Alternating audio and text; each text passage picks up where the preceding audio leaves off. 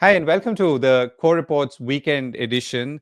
The US elections are over. Donald Trump is the new president. He'll take charge in January. There is, of course, a lot of anticipation about what that new presidency will be like, particularly from a business point of view and for countries like India. Remember, there are two or three things that were prominent in that campaign trail for the Republican Party. One, of course, was immigration. The second was tariffs, 10 to 20% on imports into the United States from all over the world, 60% on China. So the all over the world part obviously affects countries like India. To get a little deeper into the US India relationship and how it could evolve, particularly in business, people to people, politics, and geopolitics, I'm joined by Dr. Mukesh Aghi, President and CEO of the US India Strategic Partnership Forum. Dr. Aghi has more than 20 years of success in powering business expansion, boosting revenue. He worked as CEO of L&T Infotech. He's also worked as chairman and CEO of the Asia Pacific region of Steria and was CEO of Universitas 21 Global. Also worked as president of IBM India. So he's worked on both sides of that corridor in India as well as the United States, and maybe a little more in the information technology space. And that's something that we will spend some time talking about. Dr. Aghi, thank you so much for joining me. So before we start off, now this has been a very interesting presidential election, also because the run up to it started a long time ago, perhaps 2 years. Now, there have been some surprises in the manner in which perhaps the mandate was delivered, if not the mandate itself, because the markets were clearly expecting it, and we do follow financial markets even from here. So before we come to all of that, give us a sense on how you see Indo US business relationships in the previous presidency, and or either rather the current presidency, which is the Biden presidency, and what in your mind was perhaps either missing, lacking, and could have been worked upon, and that we can talk about whether that could change in the upcoming presidency. Well, you have to look at Govinda. The trade between the two countries is roughly over $200 billion, and you have a Indian economy which is growing from 4 trillion to almost $5 trillion, and at a growth rate of 7.5%. And when you look at the U.S. economy, it is growing roughly 2.5%, but on a base of $28 trillion, with inflation down below 3%, unemployment down by 4%. So you have a very, very strong economy. It still maintains a tremendous, uh, I call fiscal deficit, at the same time, trade deficit. So basically, what we are seeing is printing dollars and importing within those dollars itself. So it's basically spending more than it's earning itself. So that's the overall scenario.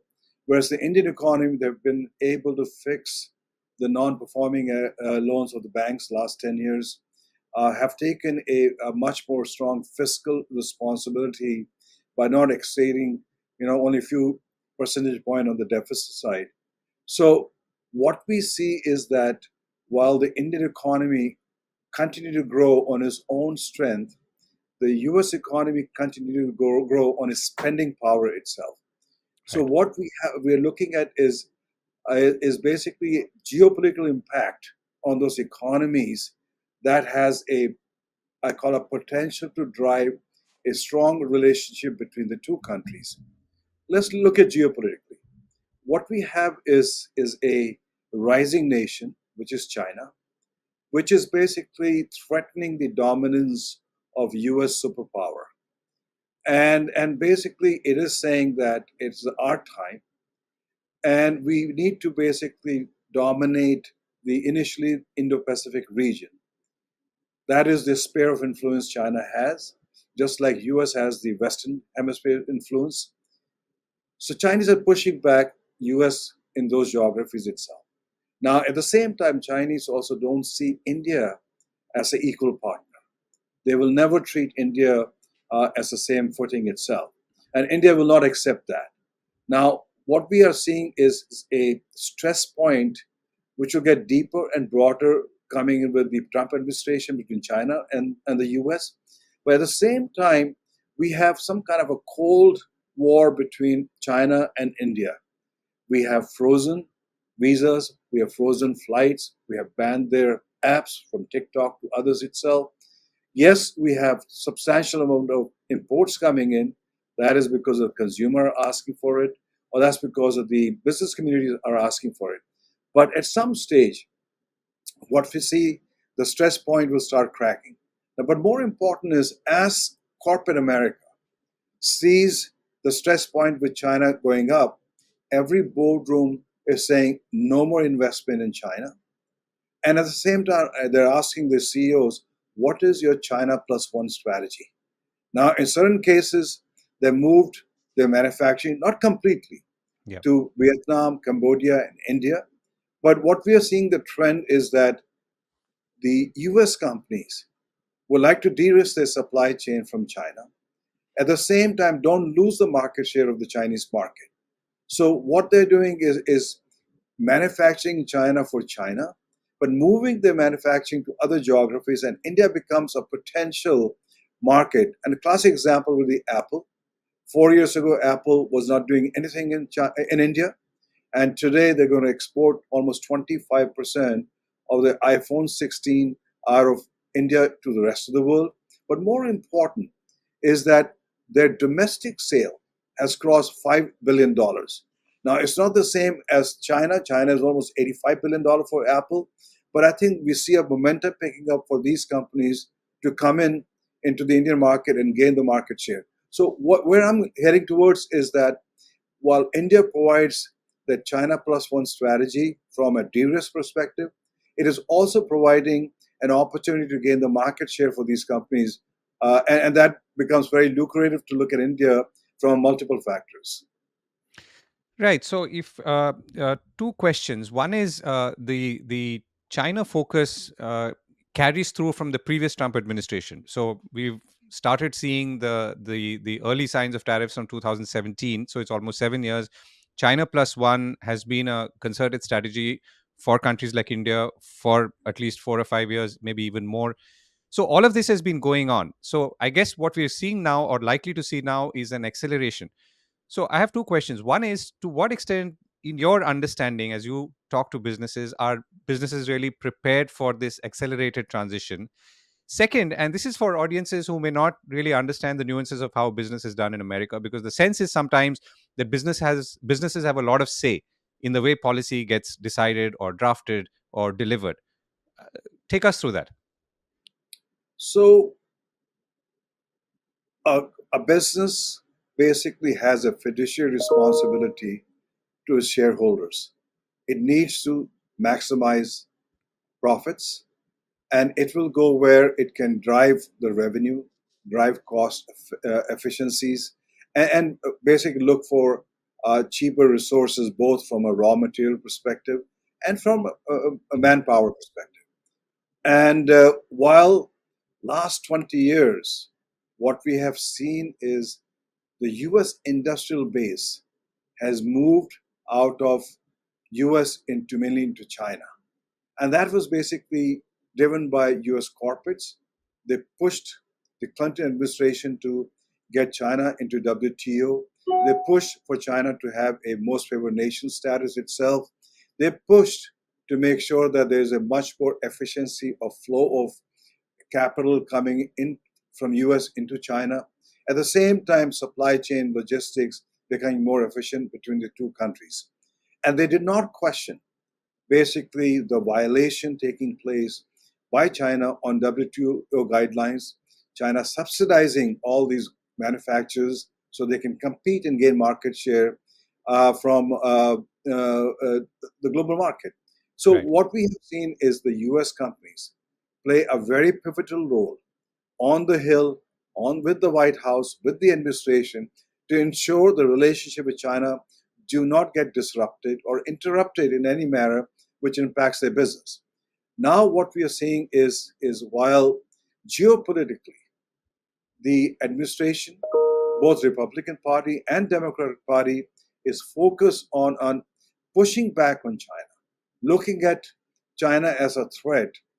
The US companies are understanding that, and what they are saying is okay, fine, we will move in that direction. But at the same time, We don't want to use the Chinese market share. So we will move some of our manufacturing to other geographies such as India.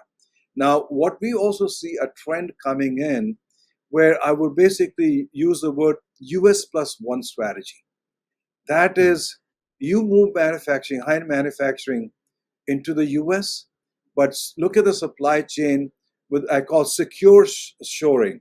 That is, partner with countries where you have security agreement, and so you can have certain material made in those countries, and the finished goods coming to the U.S. getting basically approval from the government on the standards of those goods itself. So what we are seeing is a trend taking place that where U.S. plus one strategy is going to start picking up. Secure shoring will start driving the momentum as the Trump administration comes in. So if you look at the appointees announced by Trump administration, a large number are coming from U.S. corporate. So they will drive the I call the tax brackets. They will drive the tariff. They will drive the partnership from an economic perspective. But at the same time, the Republican Party is very sure that you have to take China on and make sure that you are capable and build the capacity to deal with the threat of China. Right. So let's pick on the two key elements of the campaign, or amongst the many key elements, but at least two key elements. One is clearly immigration, and the second is tariffs. So let me start with tariffs first. So, as we understood it, 60% tariff on China, 10% on the rest of the world. So, this is a key campaign promise. It's not one of those smaller ones which you can forget about now. Going by your understanding of the past Trump administration and maybe your own conversations in the last week or so, what's your sense? How much of this could translate? In what way could countries, including India, have negotiating ability? And how could this play out? Well, you have to understand that Trump made a commitment on many multiple times that he will impose 60% tariff on China and 20% tariff on the rest of the world itself. Now, as you get closer to it, there will be, I call, adjustments, negotiation, because Tesla 30% of the revenue comes from China, Hmm. and Which also has their biggest factory, I think, is I mean the mega factory is in Shanghai Shanghai. itself. So for him to be part of the administration and be able to support 60% tariff on his vehicles coming out of China may not be practical for him.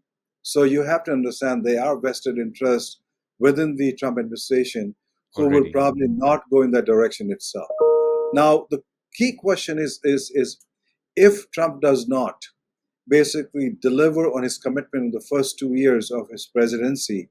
You have midterms happening in basically 2026. And that's where the voters will basically boot out the House and the Senate from a Republican perspective. So the whole calculus is you cannot basically back off on your commitments for the next 2 years at least minimum as you move forward. Now the impact is going to be that there'll be a disruption on global supply chain.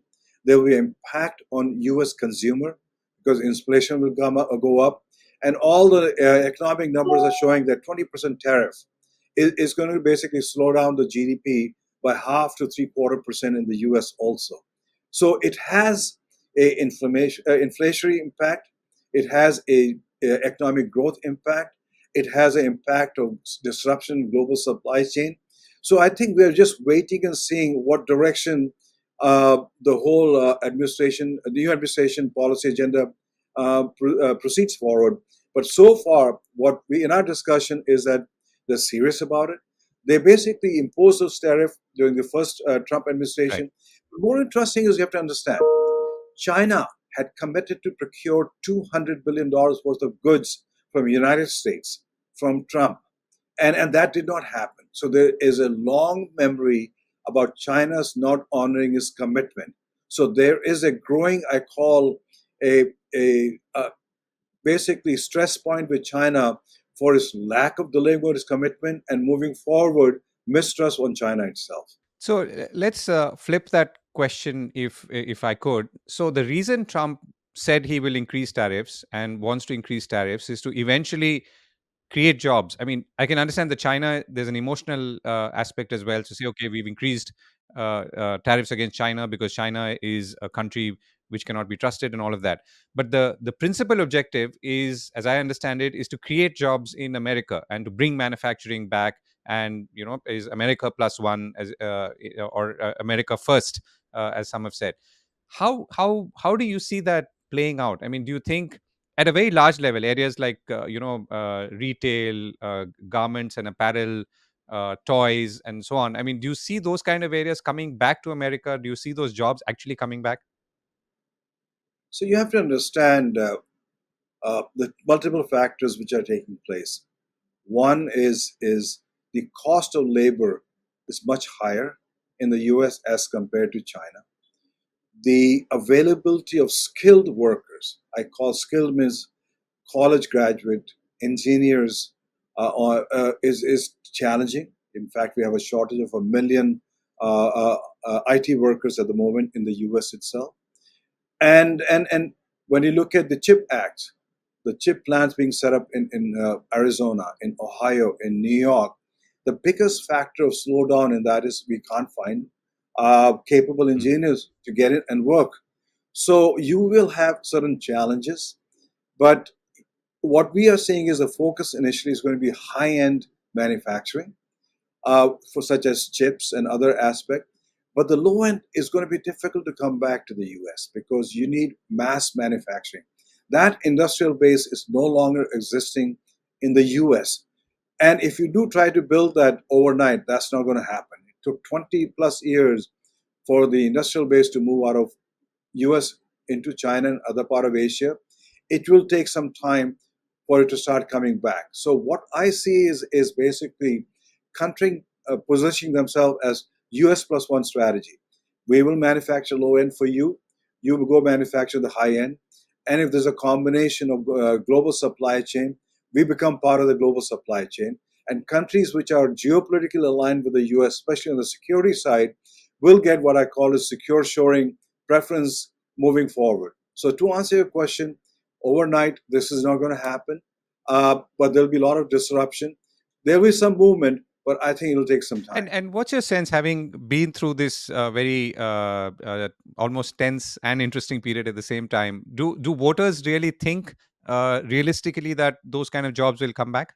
So you have to understand, number one, Trump won the popularity vote. This is after Hmm. 2004, a Republican has won a Popular vote, yeah. popularity vote. And more important is he won the electoral vote by 312 to 224 seats, so won all the swing states. The fundamental thinking in the US is you do not want US becoming a banana republic. And we all look at what's happening in Canada. And basically both legal and illegal immigration has basically driven that. We have around 16 million illegal immigrants in the US. When you look at on a daily basis, thousands are crossing the border. And what's interesting is the third largest numbers are Indian. In fact, I was looking at data. Every hour, 10 illegal Indians are trying to enter the US itself.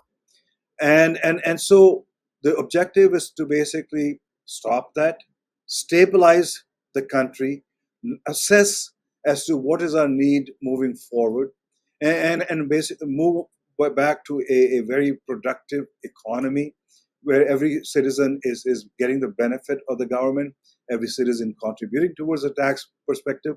So I think the whole objective is let's stop, look at what we're doing, and then move forward. Right, and you've brought us into immigration, and you've touched upon illegal immigration, and that was clearly a big campaign message this time. But let's keep illegal aside for a moment. Let's come to legal immigration, including H-1B visas, which I guess is the inevitable question. Now, this has been, in some ways, a seesaw over time, because even with previous administrations, this is always a negotiating matter. And Indian IT companies, for instance, an industry that you've been part of, have always asked for more because they want to nearshore, because their clients want them to nearshore. And I guess this is the challenge, where you can't nearshore because you can't have too many of your people going from Bangalore to New York or wherever that is. So how do you see this part, the legal immigration playing out, and including in the context of industries like information technology? So now you have basically Republican uh, having a trifecta of House, Senate, and the White House. So they can drive uh, reform on the legal immigration. The key factor is yes, you have to create local jobs, but if you don't have uh, skills available, and U.S. companies are going to compete globally, it needs to have more effective, productive workers available. And if you don't have those, then a lot of these jobs will move out of the United States into countries like India itself. So the leadership realizes that, and they're all business friendly politicians, both from the Senate side and also on the House side. So what we see is a very quick reform agenda taking place on the legal immigration. Mm-hmm. That means, for example, there is a quota on of 7% of Indian H-1B visa holders to move from H-1B to green card. The trend, the thinking is we need to hold on to productive technical resources, because if you're going to compete in artificial intelligence, if you're going to compete in quantum computing or in cyber, we need that talent itself. So you will see some kind of adjustment taking place where legal immigration will benefit the Indian IT workers. At the same time, it will focus also a lot on getting the STEM graduates from master's and PhD program, making it easier to stay in the US, because they are the one who day one become productive and taxpayer to the society. So you will see a massive reform taking place, which will benefit the Indian students and Indian H-1B workers also. And why do you say massive reform, Mukesh? Is that was that such a gap in recent years? There's a massive gap in the sense is yes, you have a certain segment of the MAGA Republicans saying we want more immigration coming in for European, more Caucasian, Hmm. and less basically slowdown coming from Asia itself. But when you look at the skills, look at the young talent, look at the education by the international students, it points to that you'll see more immigration taking place from Asia Pacific. So I think, yes, you will have certain leadership which is going to drive, hey, we want more immigration coming from Europe. But at the same time, the business community say, hey, I don't care the color of the skin. I need a talent. I need a productive workforce where I can go recruit itself. So that's where you need to be able to look at the graduate programs. You know, people who graduate from MIT, Stanford, in the PhD program, and people who are doing startups itself. So yes, when I say massive, it may not be in millions, but it will be hundreds of thousands itself. Right, and when you say business-friendly politicians, including in the cabinet, from what we know of it right now, which is I'm talking about the upcoming presidency, would you say that they were much less business-friendly politicians in the previous, the current Joe Biden government, or how would you balance it? So when you compare the first Trump administration and Biden administration, you know, Trump basically reduced the corporate tax that really benefit the Hmm. corporate. At the same time, when you look at the tariffs on China, he put it on. That continued with Biden administration. They did not repeal that, and so they leveraged what was done earlier and continued with the policy. I think the biggest challenge I saw in Biden administration was they did not do any trade deals with any countries itself. When you are a economy which is export oriented economy, when you look at the Fortune 500 company, on the average, 50% of the revenue comes from international markets. It makes it much easier to have a efficient flow of goods and services, and that means trade deals will help you. India tried very hard during Trump administration to have a mini trade deal. India tried very, very hard with Biden administration to drive a trade deal, and the message was we will not do that because they were trying to appease the union votes itself. So I would say that plus you have the Lina Khan driving lot of basically regulatory framework slowing down. So what we're going to see is within the Trump administration, especially appointment of Vivek Ramaswamy and Elon Musk on the Department of Efficiency, is probably few hundred uh, regulatory bodies will get shut down. You will see massive reform on deregulation itself because you got to give businesses opportunity to grow rather than spending their money, investment time in dealing with the regulation. Yes, they're important to make sure that environment is protected, rights are protected, but don't over-regulate. And I think you will see that changing. So yes, we expect the Trump administration to become much more efficient as far as we are concerned when you benchmark with the Biden administration. And did you have a feeling too that there were areas of overregulation? I mean, is there any one area that jumps out? Well, when you look at yes, the basically lawsuit filed by the Lina Khan team, with against Google or with airlines or acquisition between pharma companies. Yes, you have to basically ensure that there's no monopoly, but at the same time, don't get overzealous because sometimes merger brings in more efficiency, and at the end, the consumer benefits from that perspective also. So I think there was certain amount of overzealousness in trying to stop this merger or stop this acquisition. So I would say that that will hopefully slow down. Right. So if we were to look at now I mean, a tinge of political, the relationship, let's say, between India and the United States, or rather, specifically Prime Minister Narendra Modi and President-elect Donald Trump. Do you see anything changing there that can benefit business? Could maybe give India slightly more leverage, negotiating room, or something else? So you have to look at the relationship between India and US in multiple factors. You have to look at the relationship geopolitically. You have to look at the relationship uh, economically. You have to look at the relationship from people to people. And more important, you have to look at the relationship between the leaders itself. The partnership between or the friendship between President Trump and Prime Minister Modi is very strong. In fact, he admires Prime Minister Modi substantially, and he's been very open about it. Yeah. But at the same time, he's called India the tariff king because on every aspect, India keeps on putting tariffs to make sure the economy is closed for global goods to come in itself.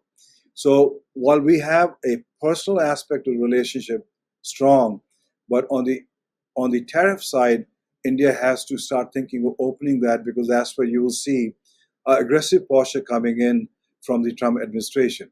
Now you look at geopolitically, uh, the stress point between China and US will get deeper and wider.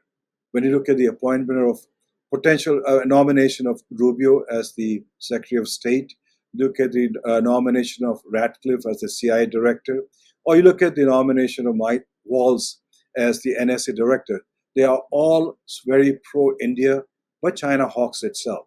So you have a perfect position for India to leverage geopolitical partnership into the economic agenda. So our advice is look at how India can play and become US plus one uh, environment to become a supply chain partner for Make in America First. Yes, you can support Atmanirbhar Bharat also from that perspective. They can be in perfect, I call cohesion. At the same time, basically providing secure shoring to the US. So you will see a very, very strong play taking place between geopolitical alignment and at the same time economic alignment between the two countries. And I mean, the question that people often ask, I mean, is there any special treatment that India could get? I mean, this is again partly a tariff question because that's the new elephant in the room, and you said 20%.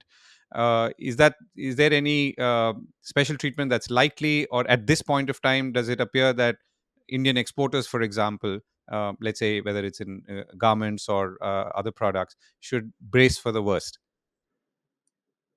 I would say don't expect any special treatment at this stage.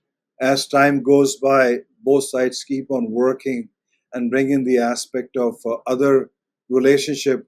There may be some adjustments, and one of the things which we have proposed is both to the U.S. government and also Indian government is look at the Quad.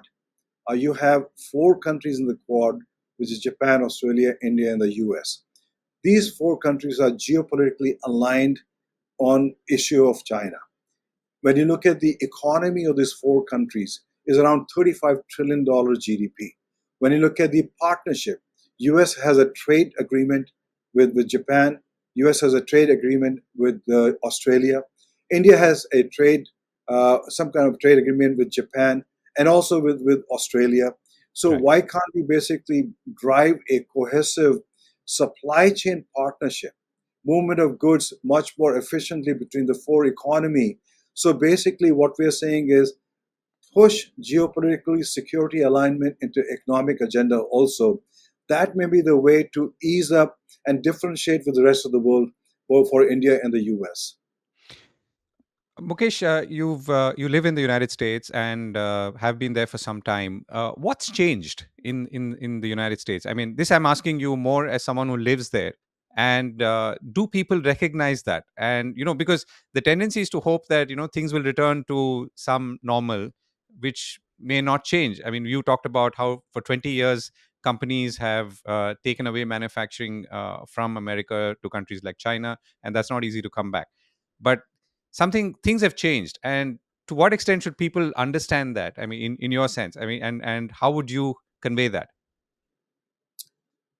I think the biggest change I see it is the generosity of America.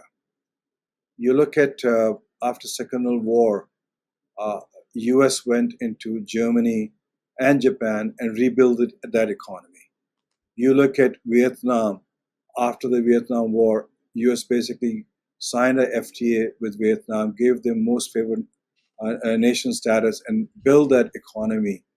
When you look at until the Biden administration with India also, what we're seeing is US under the ISET umbrella is moving some of the crown jewels in technology into India to ensure India industrial base becomes stronger, India's self-sufficiency in manufacturing goes up itself.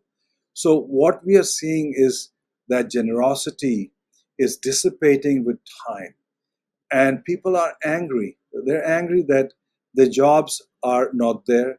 Their jobs have moved to China and other geographies itself. And that's the reason Trump got voted, because he said America first now. Will that change? I think it will change once you have the jobs coming back, once you have basically uh, a much more better ecosystem coming through.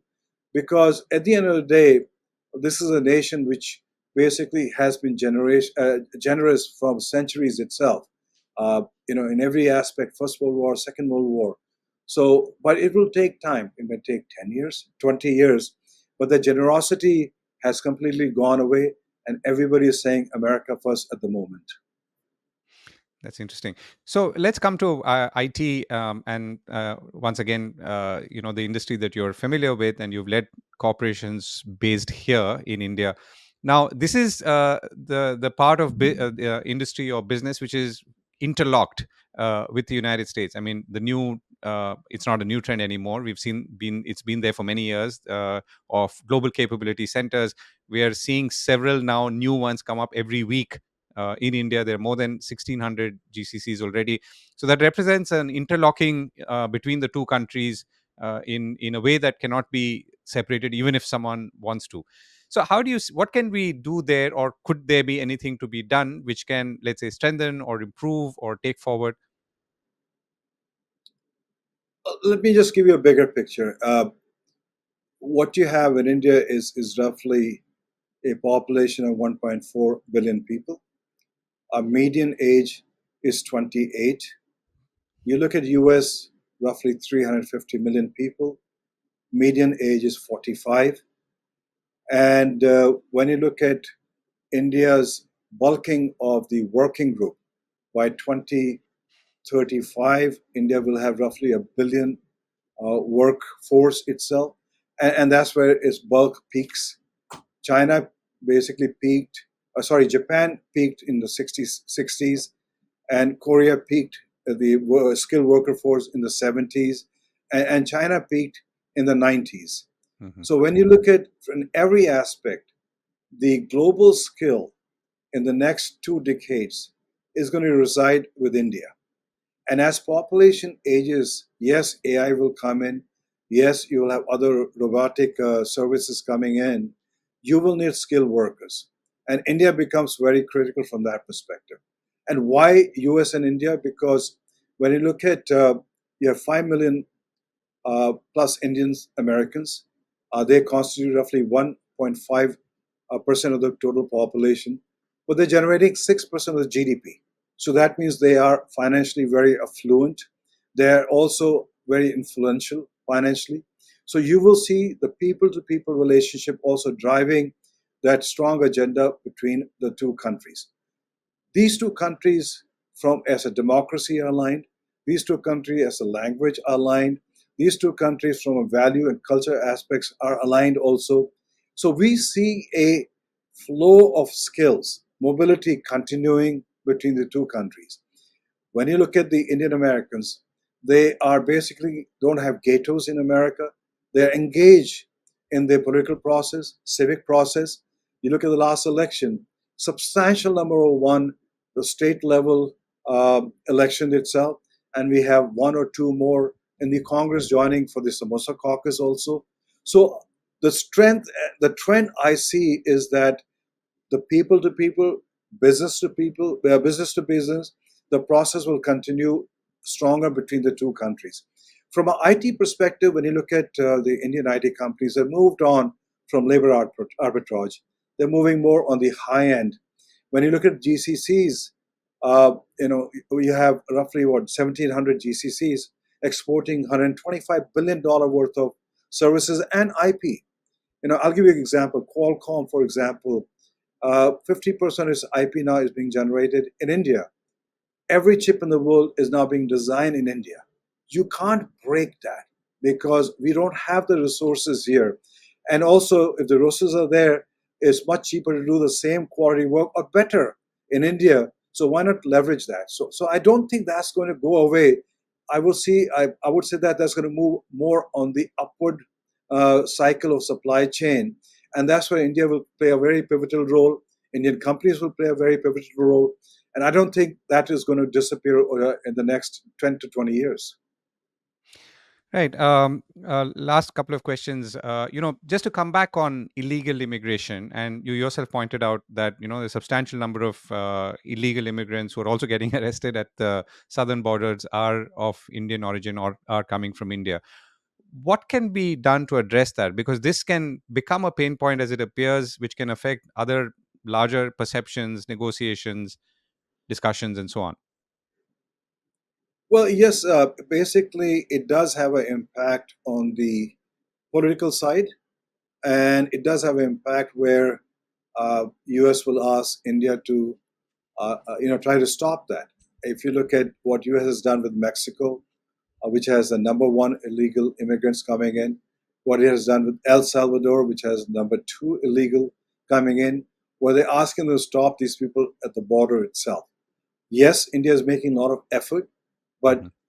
the transit points could be multiple. They can go as tourists to Europe. From Europe, they're going to El Salvador or Mexico and move on. It is difficult to stop, but there will be political pressure on India to look at this more seriously to stop that. Because I think you have to understand that the illegal immigration will have an impact on legal effort, and we need to stay focused on making sure the legal effort are becoming much more efficient, much more flowing into the whole process, both from a business perspective and from a geopolitical perspective. So yes, it will have impact, and there will be pressure coming in on India from the US side to see how you can stem the illegal flow. Right, and my last question. So, as the CEO of the U.S. India Strategic Partnership Forum, what's the one thing that you are concerned about and would therefore be watching carefully? And what's the one thing that you're very optimistically looking forward to in the upcoming So I think administration? the biggest concern I would have is knee-jerk reaction when you have Trump administration putting 20% tariff across the world, and India will get impacted. We should not basically say, okay, Trump has put in 20%, we will put 20%. See, what happens is when you get into the game of I will also match what you've done, US has a bigger gun from that perspective. So let's not fall into that trap. We need to, yes, protect the export of Indian exporters because the job creation is critical for India. The exports are critical for India. So it is important that we need to keep the bigger picture in mind and figure out a way to how to deal with that. So to me, that's going to be my biggest concern at this stage itself. Opportunity, I believe that the stress point between China and the US will get deeper and broader. This will have an impact economically. US companies are looking at alternative supply chain. They're looking at alternative markets also. And that's where India can play a very, very strong role to ensure that they're able to bring in more companies by having ease of doing business, by having a level playing field, by ensuring that these companies are successful. And that has to be not just from a central government. Central government is doing a lot of effort from that perspective.